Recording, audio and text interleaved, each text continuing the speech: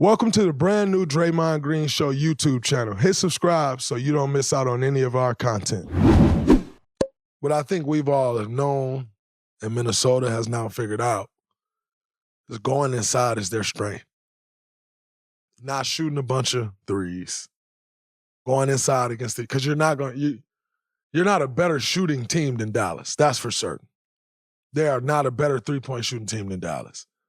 So you're trying to out three-point them. The one game that you actually outshot them from the three, you still lost. Because you're not doing what can make you successful against those guys, which is not shooting a three. Yes, of course, it's the NBA. You're going to take some threes. Got to take some threes. But again, it can't be leading with that. And so I think the players of the Minnesota Timberwolves finally figured out, man, I need to go inside. They even posted Rudy Gobert up a couple times. Now, a couple of them, Luka has some bad fouls. Like, they've been fouling Rudy on the pocket pass, like floaters. They've been fouling him on the post-ups. And I don't understand it. Like, just make him make the shot. If he make the shot, great. Guess what? We get the ball out fast. We gone. Boom. You get the ball to Kyrie hand when after. So, after made baskets, if I'm Dallas, I'm like, yo, we want to get the ball to Kyrie. You know why? Because I want to see if Kyrie can give me a one-man fast break, because he's more than capable. So let's see if Kyrie pushed his ball up the floor, what we get out of it. Even if it's not a one-man fast break, what it will do is it'll cause some cross matches. Minnesota's being very particular with their matchups. And if Kyrie gets the ball and go, it's going to cause some cross matches, because now say if you got Rudy shooting and he makes it. Now Kyrie get the ball. As soon as the ball come out the net, boom, boom, Kyrie gone. Now Rudy got to sprint back, which means he ain't going to be able to catch up with Gafford if Gafford take off. Derrick Jones take off. We saw it once where Luka threw Derrick Jones live. Boom. And so I want Kyrie going one-man fast break.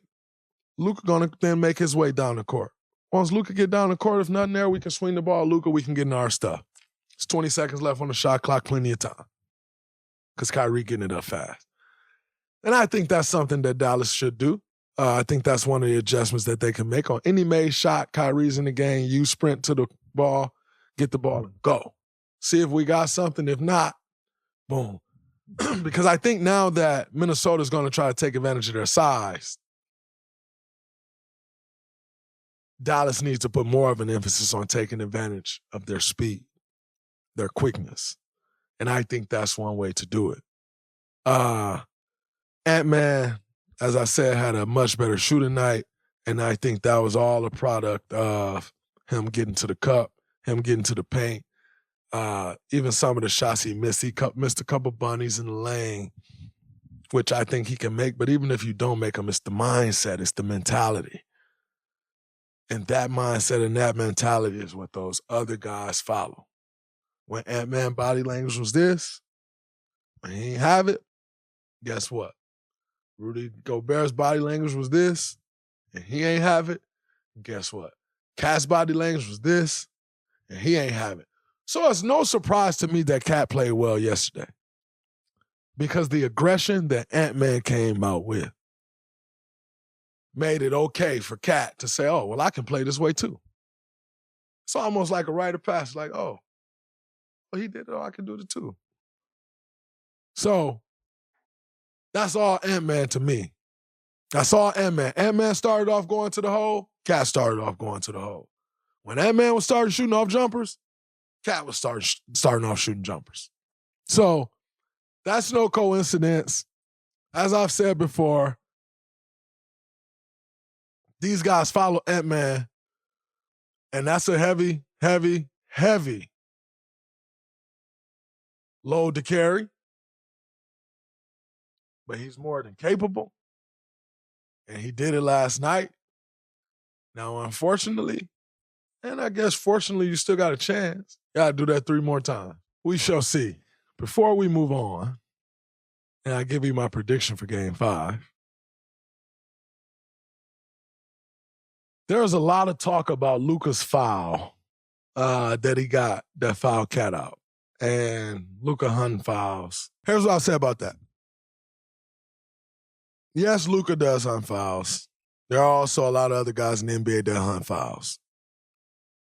I don't think Luka's game is built on hunting fouls because Luka is a tough shot taker and a tough shot maker. However, he's a very smart player. And if there's a spot where he can draw a foul, you can bet your bottom dollar he's going to draw the foul.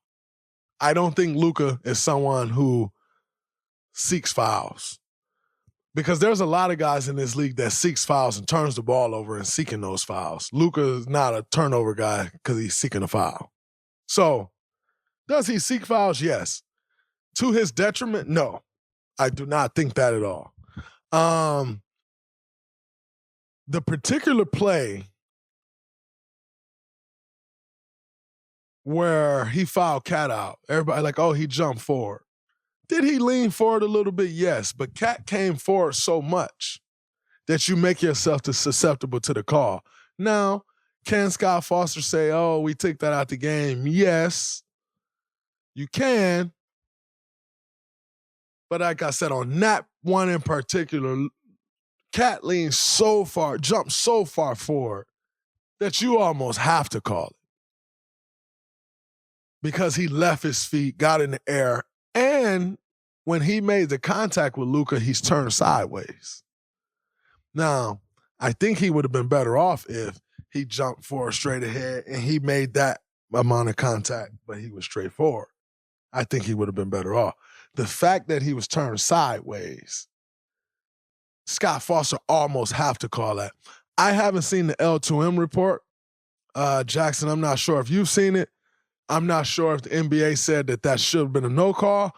But if I had to bet, and I'm not allowed to bet, so take it with a grain of salt. If I had to bet, I'd imagine they said it was the correct call. So that's my opinion on Luka hunting fouls. I definitely think Luka seeks to draw fouls for sure, by the way. Most great players do.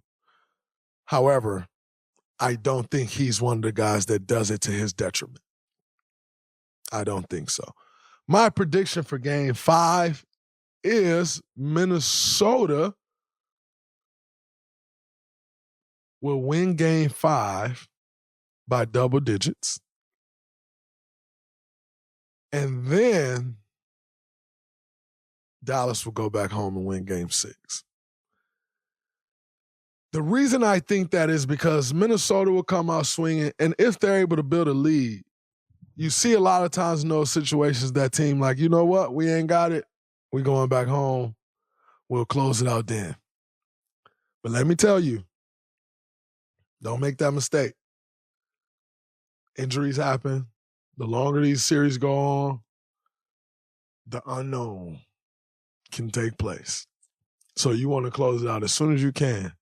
And if I'm Dallas, we screwed up a golden opportunity last night. We can't screw up another one tomorrow.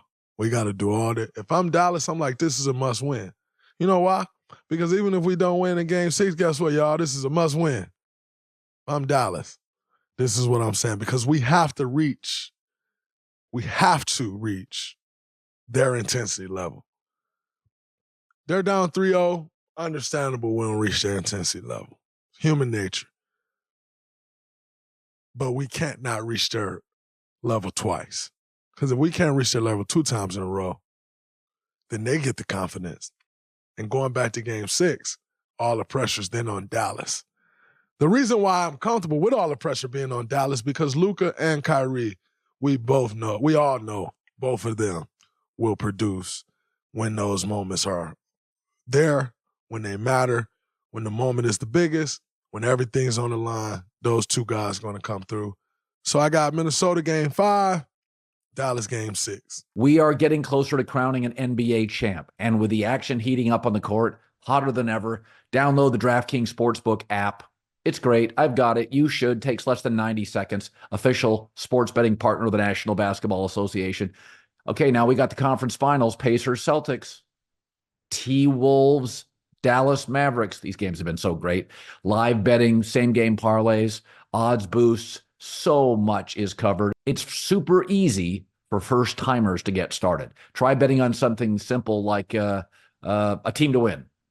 So you go to the DraftKings Sportsbook app, again, download it 90 seconds, select your squad, place your bet. It's that simple. Okay, new to DraftKings. It's called No Sweat Bet. This is a new one. It's easy. Called No Sweat Bet, up to $1,500. Just deposit at least $5. That's it, $5, a 5 spot. That's it. And you'll get a bonus bet back if your bet doesn't hit. Yeah, I said it right. If your bet doesn't hit. Download the DraftKings Sportsbook app. The code is Colin. That's me, Colin. DraftKings Sportsbook app. Download Colin, Colin. New customers, no sweat bet. Up to $1,500 you get if you just deposit $5 and your first bet doesn't hit. Only on DraftKings. The crown is yours.